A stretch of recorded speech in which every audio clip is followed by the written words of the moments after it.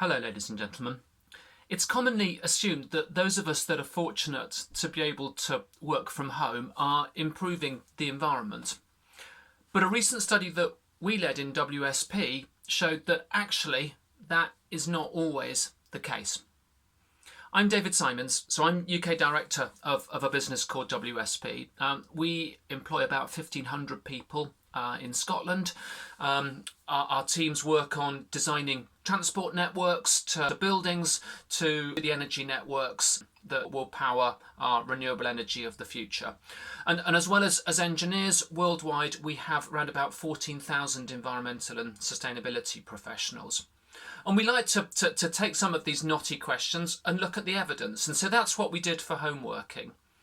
We looked at what's the carbon footprint of a person who travels into an office, and we also compared that for a typical worker who works from home.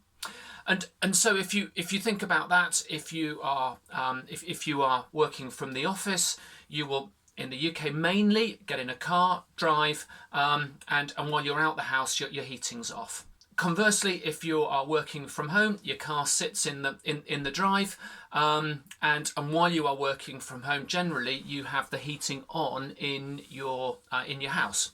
And so the carbon footprint of those differs, but overall, what our study showed was that if there is two of you at home at any one time working, generally the carbon footprint of home or office working is about the same.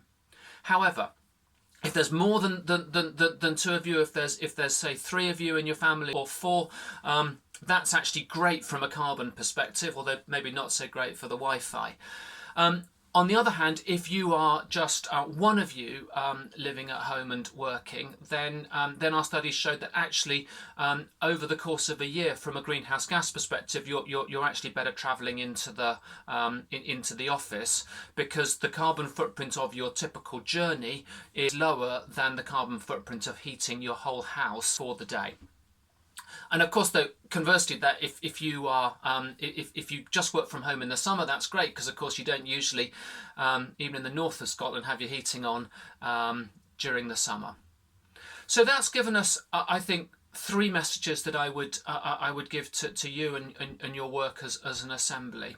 So first of all, of course, there's the structural thing. Progressing really fast with zero emission vehicles, getting all of our homes retrofitted so that they can be heated in a fossil-free way using heat pumps and the like, rather than gas boilers. Getting on with that transition is the most important thing.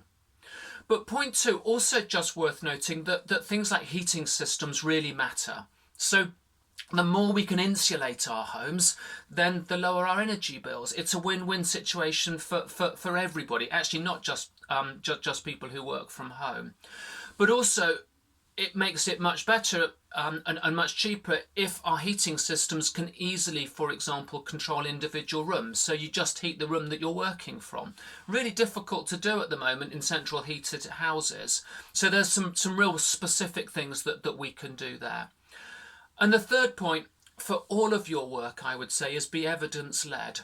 With environmental issues, a bit like, lots of sort of health stories and things like that as well. There are lots of assumptions, there's lots of media stories. And I would say when you're doing your work, just a suggestion as we've found, that look for the numbers and look for the evidence, because you might be surprised. So ladies and gentlemen, thanks very much for inviting me to be part of today's assembly. Thank you for being part of what I believe is a really important piece of work that you are doing. I look forward to discussing this further with you in some of the discussion groups today. And most of all, I'm really looking forward to seeing your recommendations when they're published later on this year.